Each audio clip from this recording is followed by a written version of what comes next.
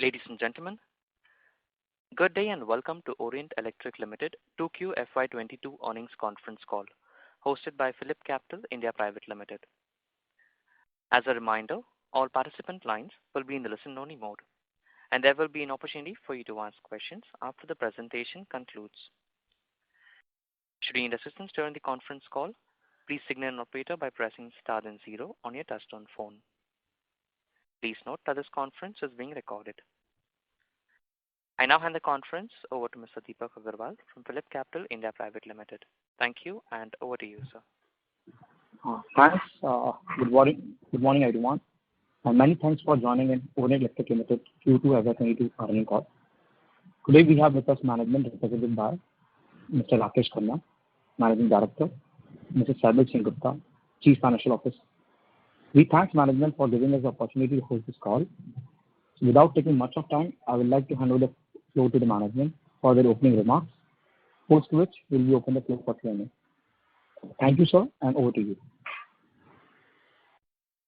Thank you, Deepak. Good morning, everyone. Thank you for attending the second earnings call of Orient Electric. And thank you, Team PhillipCapital, for organizing the call. Though the situation across the country has substantially improved over the past few months, the risk continues to remain, and exercising caution is the need of the hour while we roll back to the normal life. We at Orient Electric have resumed our normal ways of working with every possible precaution at all locations. The Central COVID Response Team remains on high alert, monitoring the health situation every day. All eligible employees of the company are now fully vaccinated.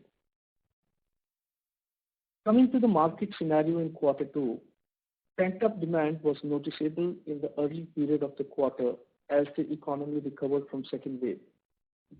General trade, large format stores, and e-commerce remained the dominant drivers, whereas encouraging upsurge came in exports business.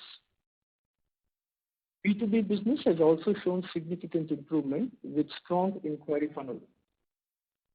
However, tender business continued to remain quite sluggish in the absence of fresh tenders and slow-paced execution of the current orders.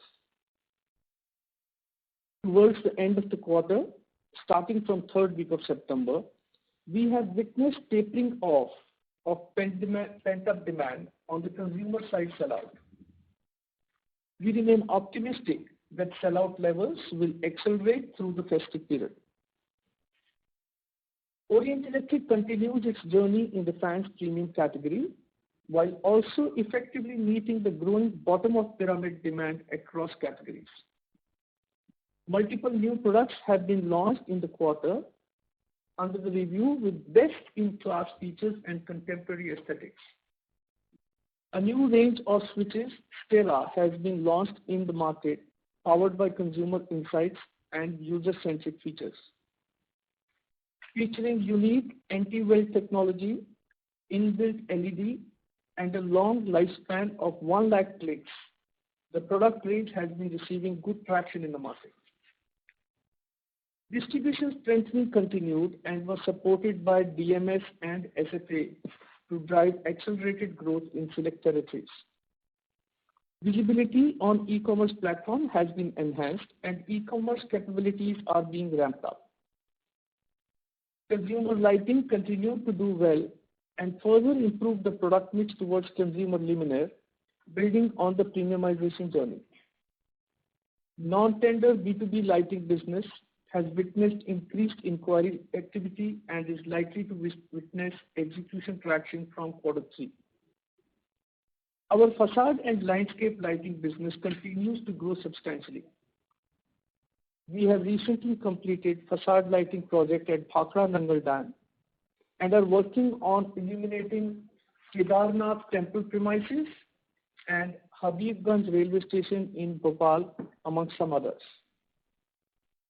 The commodity cost escalation trend continued unabated through the quarter. Steel, copper, aluminum, and engineering plastics experienced price escalation in excess of 20% in the quarter over previous year. ICs continue to remain in short supply. Commodity price escalation has been countered through price increases and aggressive cost reduction programs. Cost-saving initiatives through the Sanchay program have helped to offset the steep cost increase impact by over 1% of the cost. The impact of commodities has been more severe in our ECD portfolio as compared to our lighting and switchgear portfolio. To ensure supply continuity and to de-risk from any supply chain disruptions due to wave 3, OEL stocked up on critical raw materials and finished goods inventory, established alternate sources of raw material, and developed alternate components to those in short supply. This planned strategic inventory stocking has resulted in an increase in working capital, which will normalize over the next 2 quarters. Subsequently, the cash position underwent a change to accommodate this strategy. Lighting driver unit has been successfully installed at our lighting plant in Noida. The greenfield manufacturing project in South India is on track, with final possession of land being completed. Coming to the financials, the company posted a 37% increase in revenue with uniform growth across segments. Trends grew in line with entity, primarily led by premium, entry-level range, and portable fans. Water heaters and small appliances grew by over 50% over last year and more than doubled from pre-COVID financial 2020 levels. Consumer lighting grew by over 50%, aided by favorable mix, product availability, and distribution expansion. Exports recorded a high growth of 50% on a suppressed base of last year. Despite the increasing commodity cost, gross margins increased sequentially by 125 bps, but have reduced by over 490 bps compared to a high base of last year. As commodities have a significant play in ECD segment, the adverse gross margin impact in the ECD segment has been higher, whereas in lighting and switchgear, the margins have been stable. Employee expenses grew 16% year-on-year during the quarter to support higher activity levels over last year by engaging more manpower at plants, strengthening key functions, combined with salary increases over an eroded base of last year. Other expenses have grown by 32% over last year as travel, administrative spends, logistics and distribution expenses, and A&P spends have resumed at normal operating levels post-lockdown. But on a percent to revenue basis, they have reduced by 40 basis points. Finance cost increased by 11% year-on-year due to higher utilization of vendor financing that supported liquidity of all vendors, thus improving price negotiations while also maintaining strong partnerships. Amortization and digitization spends and increased capitalization have resulted in depreciation increase. Effective working capital as of 30th September 21 has increased by 14 days from last year levels. Subsequently, the cash surplus dropped from 77 crores to 34 crores sequentially, mainly due to planned ramp-up of inventory. Further details are available on investor release document uploaded on website.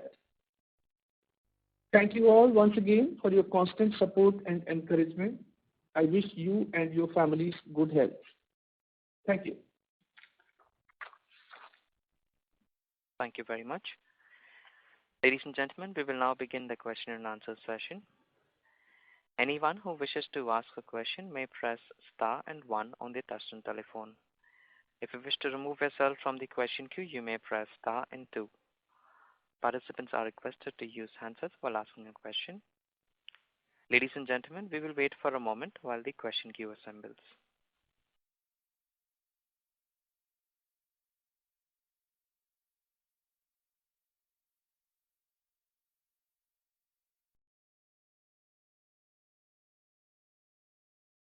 First question is from the line of Ravi Swaminathan from Spark Capital. Please go ahead. Hi, sir. Good morning. Thanks for taking my question. You had mentioned that basically the demand in the month of September had been slightly soft. And with that in mind, and with input costs going up further, so just wanted to check with you. So, how much more room is there for us to do more price revisions going forward in the second half of this year? Hi, Ravi. When I say the demand has tapered down, what I meant is the pent-up demand has tapered down. Okay. Consumers continue to buy. And once again, it reaffirms our belief that at the total size of the wallet, the product categories we are in, they form a very small part of the size of wallet of any consumer. Therefore, we did not see any much of reluctance from customers in buying the product. And we are very hopeful as the season comes, the demand will again be good. It is just that the pent-up demand tapered down. Okay, got it, sir. And second half of last year was slightly on a higher base. So are we confident that we will see a growth over that base? Or it will be kind of flattish? How do you view that? Ravi, that we will be able to tell you only by end of quarter 3. We will also see how the market responds and how the consumers respond. But yes, we remain bullish on as of now. We believe consumers are continuing to be there in the market. The buying is good. We will see by end of the quarter. Got it, sir. And it would be great if you can give a breakup of the revenue between fans, water heater, switchgears, lighting as a percentage terms or a whole number. So it would be great. Thank you.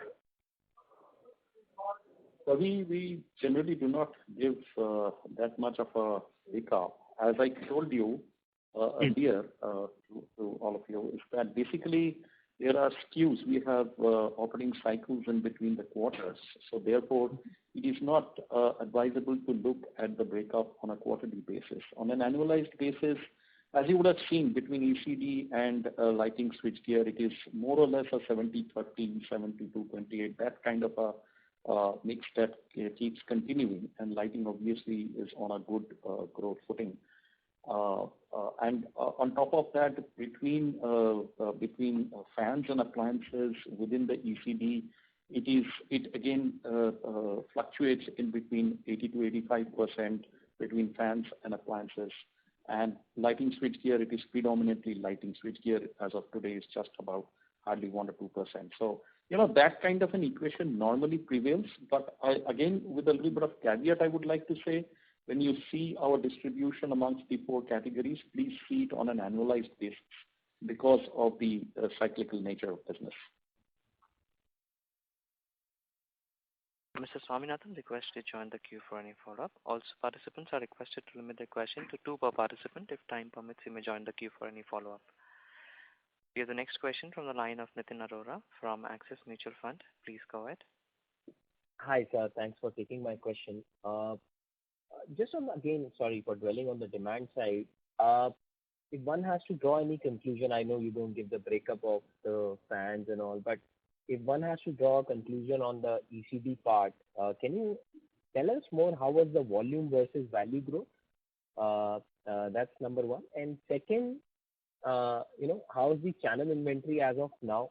Because we keep hearing that channel is not taking much of the stock because overall mass consumption is slowing down a little bit.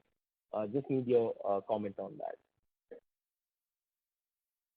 So, in terms of volume versus value, I would put it close to 50-50. Although in different product segments it will behave differently.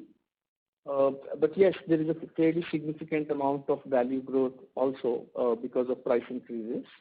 A lot goes towards mix. In terms of the channel inventory, I would say it's just at a healthy level. The channel inventory is neither very high nor less. Retailers have stocked well. As an organization, we are also reasonably well stocked. And as we said, that we have stocked a little higher than normal because of a planned move to de-risk any kind of a supply chain disruption which which could have possibly come in case of wave 3. So our inventories are at very healthy level and trade inventories are at reasonably good level. Got it. Thank you very much. I'll come back in the queue. Thank you. Thank you. The next question is from the line of Renu Baid from IIFL. Please go ahead. Yeah, good morning and thank you for the opportunity. So the first question is, while you did mention that on average we did witness about 20% overall increase in the cost structure on a YOY basis, if you can help us understand what was the quantum of pricing action that we have taken till date across some of the larger categories, and given that commodities have started to look up again, do you think the customer would be willing to absorb a further price hike? If not, do you perceive risk of down trading to be seen with customers, as in they might move to a lower price SKU or a different product within the same range or different brand? So your thoughts on this would be appreciated. That's the first question. Great, Renu. First thing I would say, we're not seeing any significant down trading from the customer. That's not happening. Our product mix is fairly good in terms of all the categories, the premium, etc. It's fairly good. There is enough of customer coming for high-end products as much as the bottom of pyramid is expanding. Both are playing equally well. In terms of will consumers take higher price increase? Well, as of now, we have been able to pass significant cost increase in the market and the demand has not really come down. It's more a question of the competition landscape, what also is one of the drivers on how much we can pass on in the market. We will have to see how the overall competitive landscape behaves and we will accordingly take the action. Sure. Second would be, can you quantify here what was the quantum of cumulative pricing action that you have taken till date? It's very difficult to say. You see, we have such a whole lot of product categories. At least ECDs as a category, at least for that, because that was more impacted by commodities. Again, difficult. What you can do is a little mathematics of how much the cost has gone up and how much the margin has come down. The difference will tell you by and large a kind of a price increase that has been passed on in the market. But there are various in some at some level where it is not very competition sensitive, we have been able to pass on nearly 100%. Some products which are competition sensitive, we had to hold on to the price increases. So it's all a mix. It's not possible that I can put one kind of a percentage increase across all the products. That doesn't happen. Got it, sir. Secondly, if you can help us share what has been the kind of cumulative, say over the last 1.5 years, the market share gains that we have had in some of the key categories like fans, consumer lighting, and do you perceive now with the inflationary pressures or some supply chain disruptions which could still be seen around, these kind of market share gains will be sustainable from a longer term perspective? Unfortunately, there is no very good and reliable data available in the market that I can talk about. However, by going by the growth that we have been seeing in many of the categories, there is definitely an increase in our market share, be it in terms of water heaters, kitchen appliances, lighting, luminaires, fans. In some of the categories of fans, we have done brilliantly well. So we have gained market shares across, but there is no syndicated data which is fully reliable that I would want to quote. Thank you, Mr. Baid. Request to join the queue for any follow-up. The next question is from the line of Dhaval Shah from Swan Investments. Please go ahead. Hello. Yeah. Thank you for. Sir, questions on the price hike. So typically in such an inflationary scenario, at one point in time, what sort of price increase would be you would have taken or would be absorbed by the customer, and the frequency of the price increase you would be taking, the time gap between the different price increase. That's my first question. And the second question is, to go back to, say, your last year's margin, what sort of price increase would you want to take, considering there is no further inflation in your raw material? There were good questions, but very, very loaded questions, very difficult to answer by anyone. According to me, I think customer will take the price increase. As I said, it's more a question of the competitive landscape which allows the price increase, because you see the dealers are carrying stocks, okay? And you can't simply go and increase the prices, okay? So really speaking, we have been taking small price increases over a period of time, and these have not been one-time price increase on everything on one go. They always happen depending on the pipeline inventory, depending on how the competition is behaving in different categories at different times. We take your price increase. Okay. So in terms of how much price increase is required, once again, if you will just take the last year gross margins versus this year gross margins, you will know the difference that you have to take off to match the price margins. So that's a simple math. When you say small price increase, that would be 2-3% or higher, lower than that? There have been times we have taken even 8 to 10% price increases at one time in some categories, and in some categories we have taken in small bits of 4%, 5% at higher frequencies.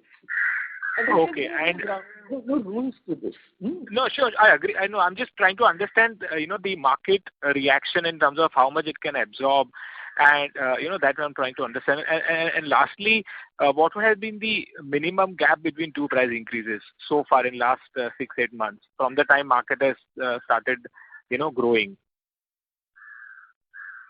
By and large, we try to ensure that there is a 45 days to 2 months time between two price increases, but the way the cost has been going up, there have been times that the price increases have been even a little faster. But once again, they're not been across the categories. For some products, the prices go up even in between. Got it. Okay, so thank you very much. I'll come back in the queue. Yeah, thank you. Thank you. Our next question is from the line of Charanjit Singh from the SP Mutual Fund. Please go ahead. Yes, sir. Good morning. Thanks for the opportunity. So my first question is, you talked about, that inventory levels in the channel are, fairly stocked up. So if you can just, talk about in terms of, months of inventory and, at these levels, if they've already stocked up, we will see that maybe incremental stocking for the festive will not happen. And generally, from the other companies, we are getting to know that the inventory levels in the channel are much more leaner. So in terms of our strategy versus, other players, and even from the dealer's perspective, the propensity to, stock up, how is that looking like? Well, the market behavior will be more or less consistent across, Charanjit, because the trader thinks alike for all the brands. It's a fact that when the price goes up and trader is stocked up, trader sometimes is a little reluctant of buying further stock at a higher price. There is definitely a kind of a hope that the prices will stabilize and they will come back to normal levels. And given that, trader doesn't want to always stock up unless it's very clear to the trader that, look, the cost is definitely going to continue to go up. So the kind of behavior that you said you've been hearing from other places, that behavior will be consistent across.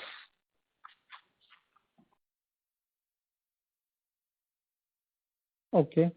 And so supply chain impact, and while if you look at a lot of companies in consumer electricals, there has been always this thought process that there's not much of the imports which are involved. So if you can just give us more clarity on the supply chain impact, which components you are seeing, how much of this is import related. That'll be the second question. So we are largely dependent on all the domestic production. We are one of the largest manufacturers, as you are aware, and even what is outsourced is largely domestic. There are a few things which we all are dependent on imports. Electronics is one of them. ICs is one of the critical ones, which in India the supplies are not available. Semiconductors is also there.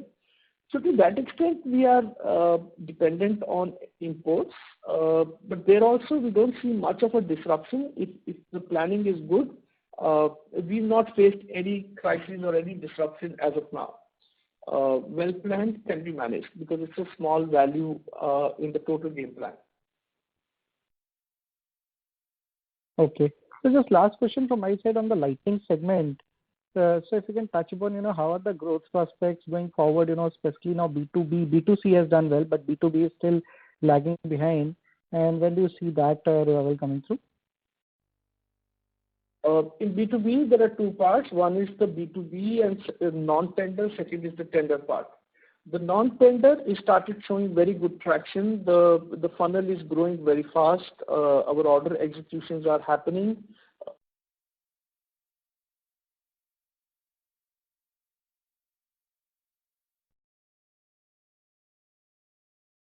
Sorry, can you hear me? Yes, sir, I can hear you now. We can hear you now. Please go ahead. Yes, sir. Yes. So in tender, there has been a slowdown, but we do expect that will also come in place because government spending has to continue because they're all infrastructure-based investments, and those investments will continue. I think for some time, government has been more focused on fighting COVID, and as that goes behind us, the focus will again get more into infrastructure development, and these tenders will also start.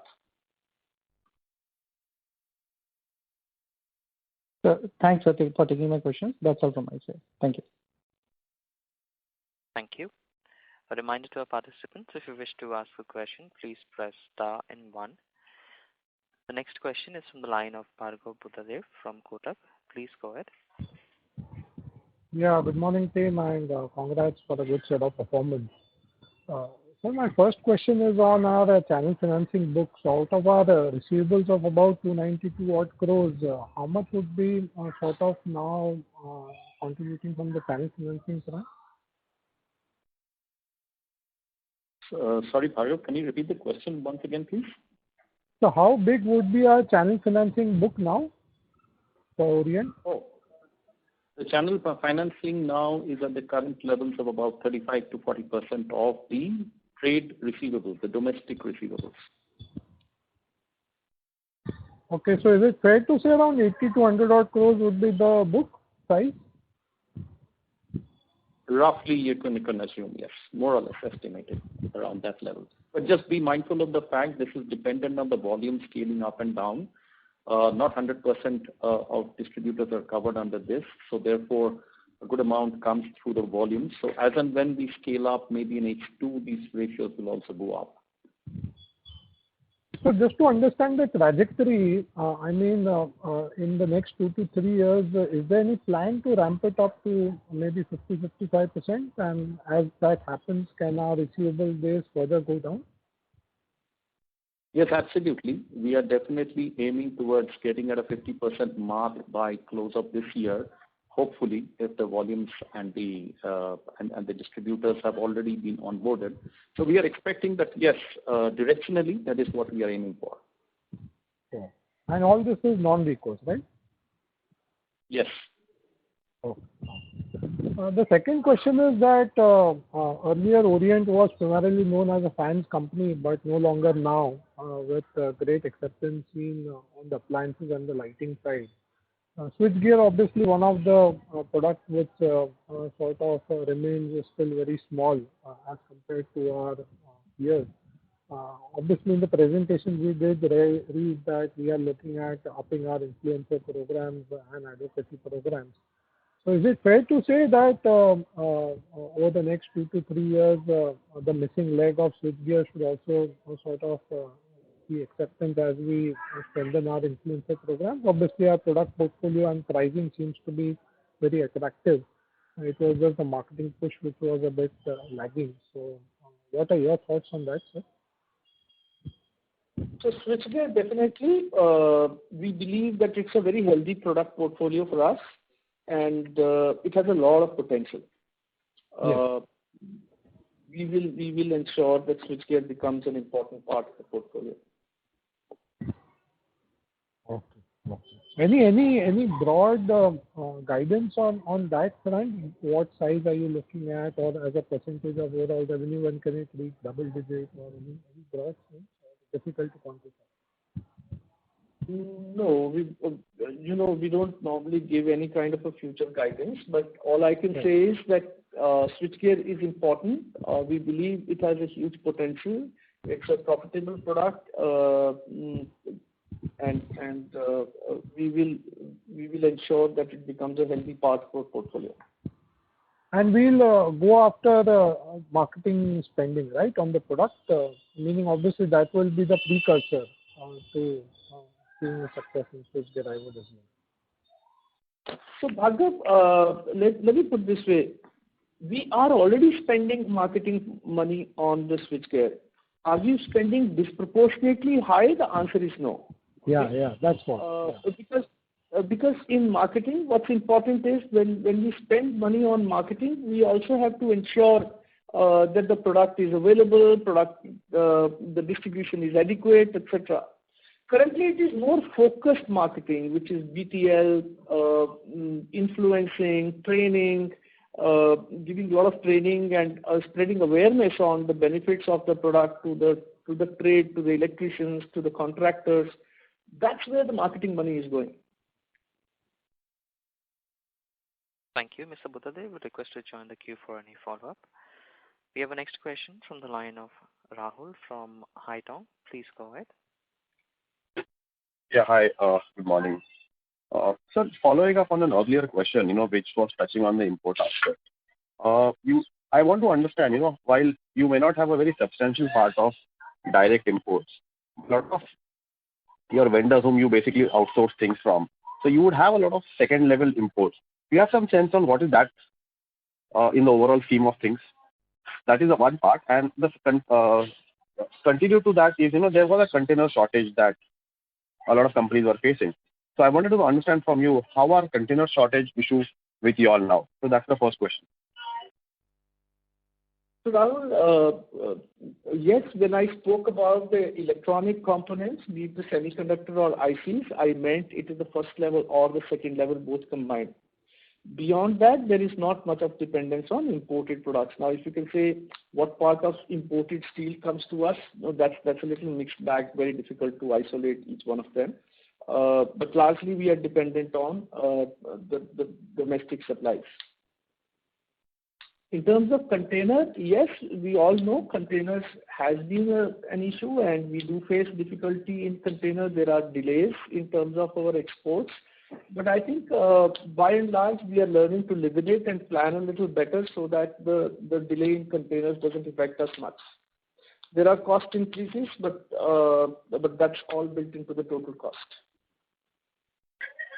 Okay. I think that is very useful.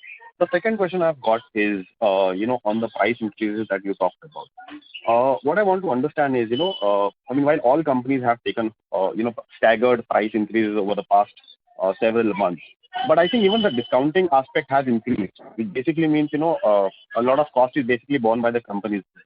So I want to understand, if there is any way you could tell us, how discounting has changed over the past, say, 6 months or so. So we actually can get a sense of, the impact that will come on the profitability. So Rahul, I don't know have I understood your question completely. The discounting is a part of pricing. Now, one can take the price up by changing the billing price, or one can take the price up by reducing the discounting. These are various ways of managing the pricing. So actually speaking, there has been a cost increase, which we all know to the level that it has been, and there is a pressure on the margin, which we also can see what pressure, and there is a difference that there is a lag in terms of ability to pass on the entire cost increase immediately to the market. But as I said earlier also, by and large, we have been able to pass on the cost increases to the market. Market is able to accept these price increases because the kind of space we are operating in, the cost is not a very big part of the wallet size of a customer. So customers are able to accept the price increases. Have I answered your question? I don't know. No, yeah, I mean, partly yes, but what I was actually trying to understand was, I understand the discounting and price increase aspect, but when things have been slow in terms of pricing and all those kind of things, where goods were not moving very fast, I think additional schemes or incentives, that is essentially what I was trying to refer to. So have you had to significantly step up those kind of, costs basically on incentives and, higher discounting and all? That is what I was referring to.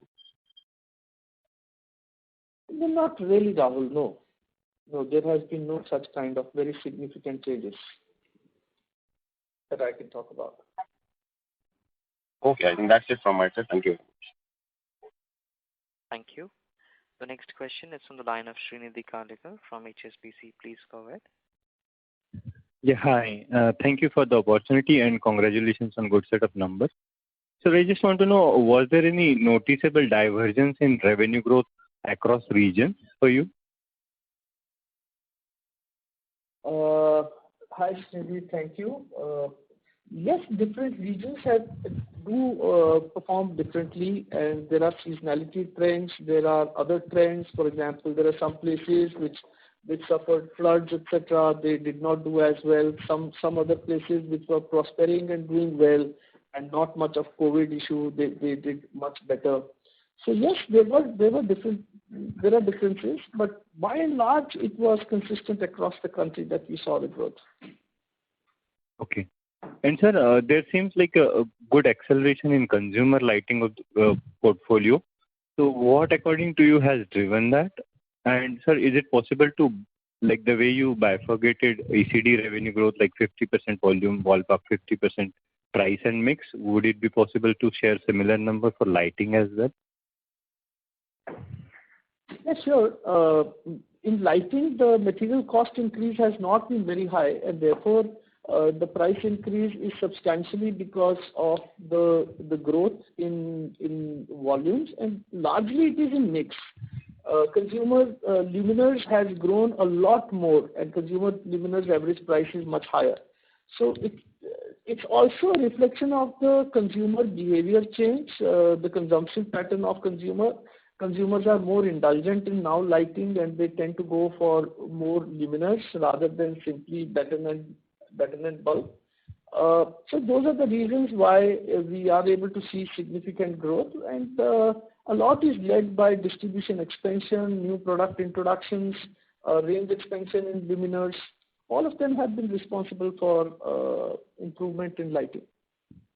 Great, sir. And just one more, if I may.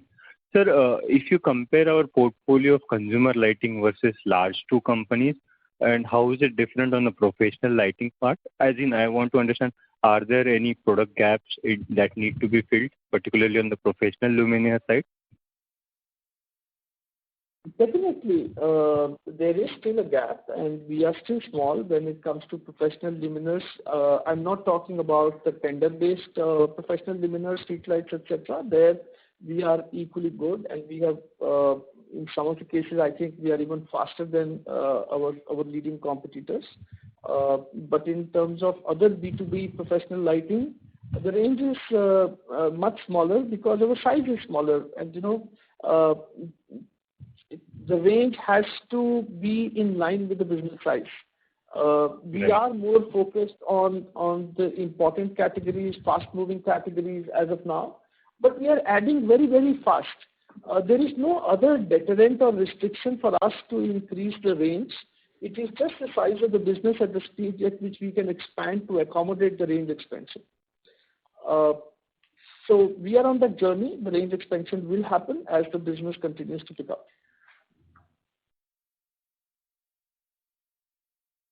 Thank you, Mr. Karlekar. Request to join the queue for any follow-up.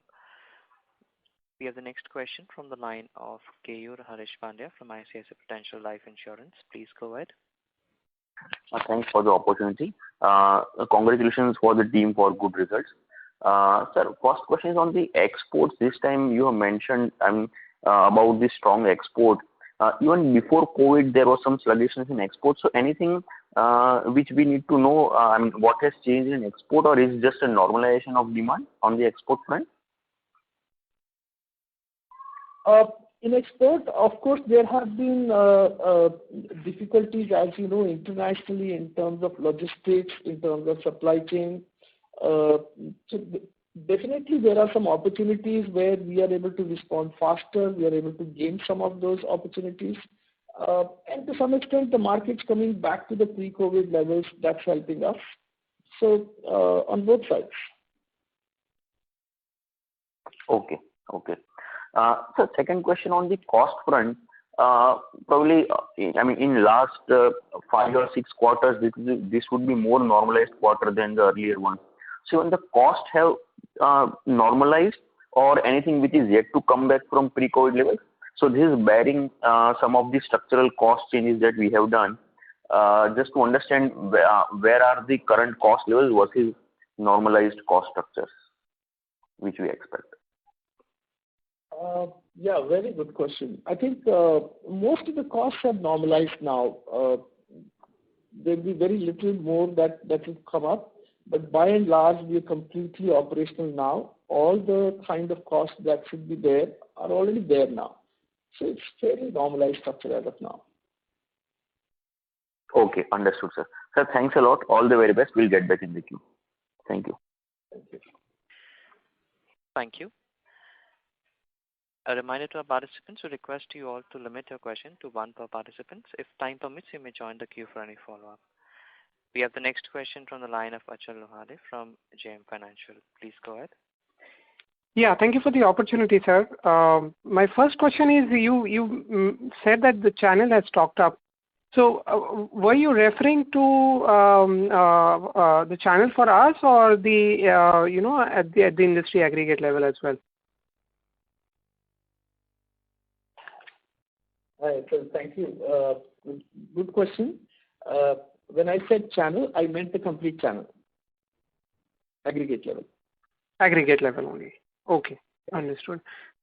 The second question I had was, with respect to the distribution, is it possible to give us a broad sense in terms of, what is the penetration level we have in terms of dealer or retailer count, and what's the thought process there over the next 3 to 5 years? Actually, in terms of the distribution, let me say there are 2 parts of distribution, the visible and the not visible. Okay? The visible is what is visible to us, what we are directly handling, managing, and influencing. The not visible is the next level of distribution where the product goes because there is a consumer demand and there is a old established product distribution system, which we do not directly influence. We do influence, but indirectly we influence. Now, if I look at the total distribution of the penetration, from sufficient number of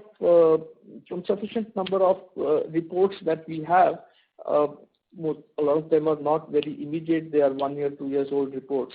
But the distribution of Orient products is in the range of 125,000 plus retail outlets. Although we directly do not influence all of them. We are working on improving our own distribution. So that's a separate number. I would not want to talk on that number. But there, what we are addressing is a large part is the quality of distribution. We are working on our store presence. We are working on our market shares. We are working on training, education, service levels, etc.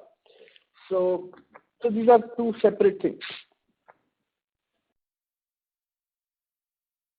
Thank you, Mr. Lohade. Request to join the queue for any follow-up. The next question is from the line of VP Rajesh from Banyan Capital. I'm sorry. Yeah, please go ahead. Yeah, hi. Thanks for the opportunity. Just 2 questions, Mr. Khanna. If you can just talk about the price increases you have taken year-over-year and the corresponding increase in the raw material that you are seeing year-over-year. till let's say September 30th? Price increase in the corresponding?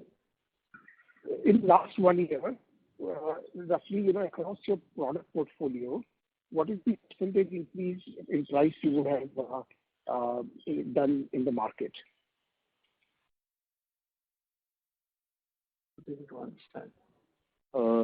Can you reframe your question, please? Sorry, we were unable to follow that question properly.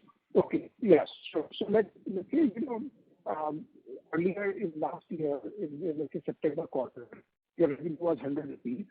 And given the price increases that you have taken, what would that number be in the September quarter this year?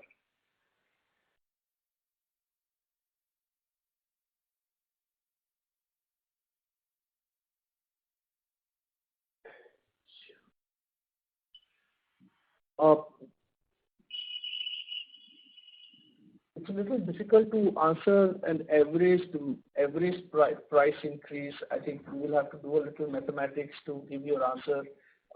Essentially, if we understand that our cost increases have been in the range of 20%, you can take the margin depression, and that's the difference which has been passed on in the market in terms of price increase. Got it. That's very helpful. My second question is, you called out some of the facade projects as different message. So I was just curious, what is the typical size of these kind of projects that you are doing in Temple or in Bhagad, Nangal Dam, etc.? In facade lighting? Yes. Okay. The facade lighting projects, what do you want to know? You want to know what is the average size of the project? Yeah. So for us, what is the revenue that is coming out from these type of projects, which are sort of marquee projects for you? Okay. So currently, the revenue size is not very large. They would be in the range of anywhere 1.5 crore to 3.5 or 4 crores. That's the kind of range they will come in. What's important about facade is it's a different skill set, and facade is growing, and it provides a lot of visibility, and we're glad that we are progressing well in that direction. Thank you. Our next question is from the line of Praveen Sahay from Edelweiss Financial. Please go ahead. Yeah, thank you for taking my question. So the only question I have is, how much of a saving as a percentage have you achieved from the Sanchay program which you are running, and how much of further room for improvement or saving percentage increase is going to happen? If you can give some color on that. So let me say Sanchay is one of the cost-saving programs which is largely focused on the manufacturing efficiencies, etc. And through Sanchay, we are, as we said, that nearly 1% of the cost is what we have been able to realize. It will be in similar range. It will be a little higher, but there are other cost-saving initiatives that we are taking in terms of re-engineering, redesigning completely. So those are over and above.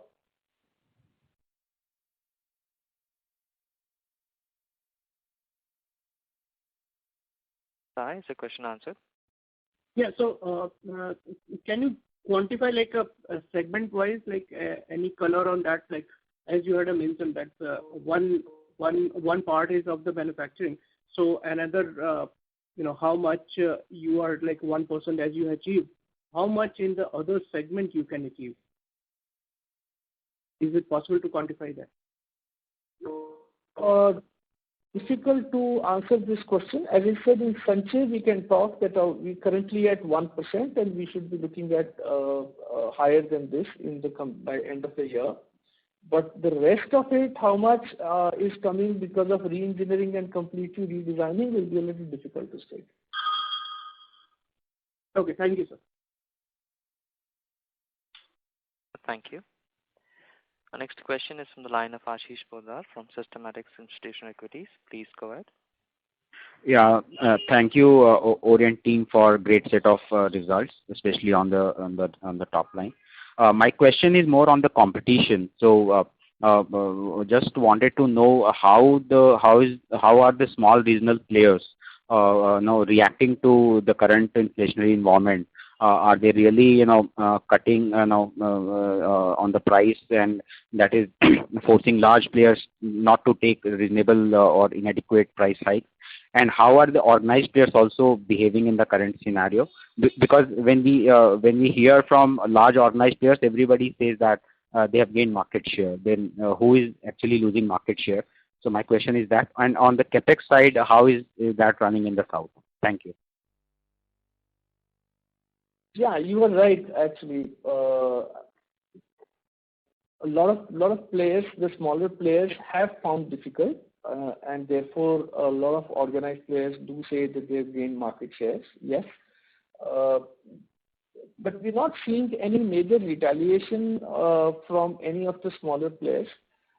Please understand, it's very difficult for them to retaliate with any price aggression, because the costs that are going up are actually going up for all, and it is towards the advantage of more organized players, that they can plan well, they can leverage their balance sheets, and ensure that they are able to control the cost better than others.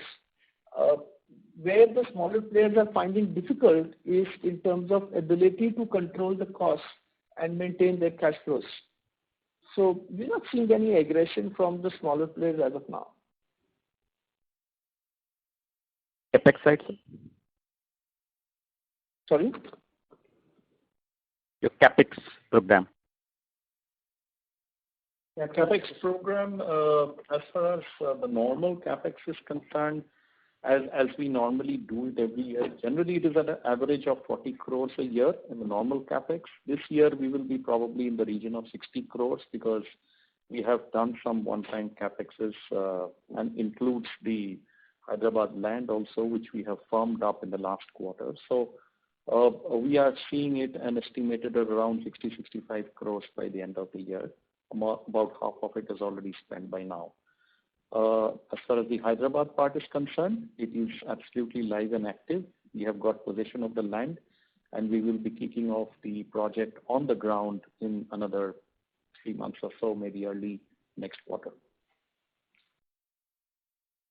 And when is it expected to commission?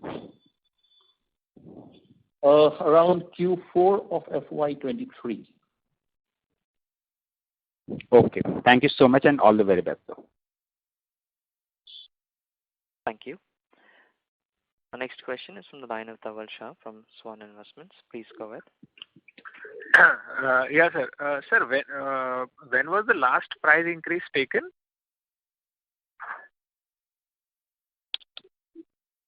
Hello? Dhaval, normally, as was mentioned, we do it on a staggered basis normally, and it is not across the board. It is category dependent. It is SKU dependent. So it is spread over a period of time. It may happen in bits and pieces in 1 or 2 months also, but it is not staggered. It's not when price increases are taken. It's not that across the board for all product lines of a particular business. So therefore, price increases keep on happening for the categories, and it's spread across over a period of time. Okay, so I mean, maybe for the large part of your category, if possible, if you can share, when was the last price increase?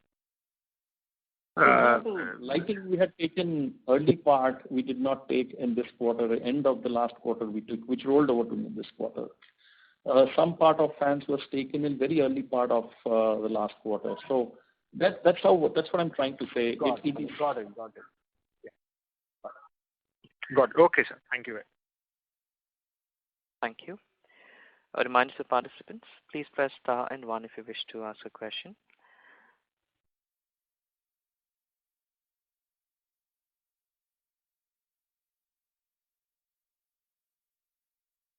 We have the next question from the line of Rahul Agarwal from InCred Capital. Please go ahead. Yeah, hi, good morning, and thanks for the opportunity. Sir, if I understand correctly, the commentary is basically we're doing better in premium as well as entry-level products. Broadly, this question is on margins. Going ahead in second half of this year, obviously the base is unfavorable, right? I mean, last year, second half was very strong because of pent-up demand in India opening up. would you foresee that second half you basically go back to your average yearly margins of 10.5 to 11% in second half? How does the premium and entry level mix of products impact the overall company margins?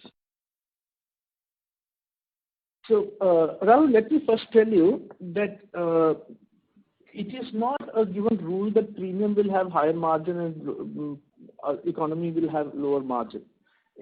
That's not the rule. There would be many premium products where the margin can be lower, and there can be many entry price point where the margin can be very good. Having said that, last year our margins were very high, not for us but for the industry, essentially because that the commodities had softened so much, and there was an advantage that we had.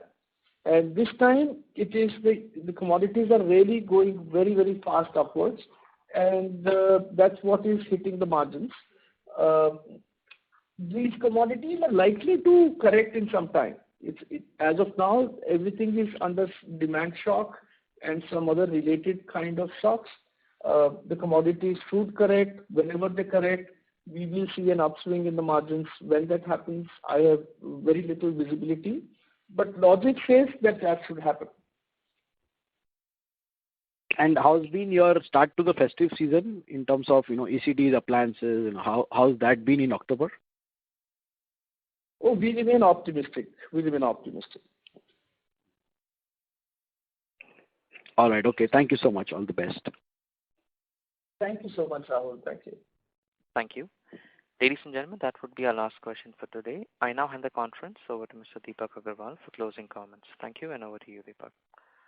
Thanks everyone for joining this call, and thanks a lot management for giving us the opportunity for this call. Management, any closing remarks that you want to make? Thanks.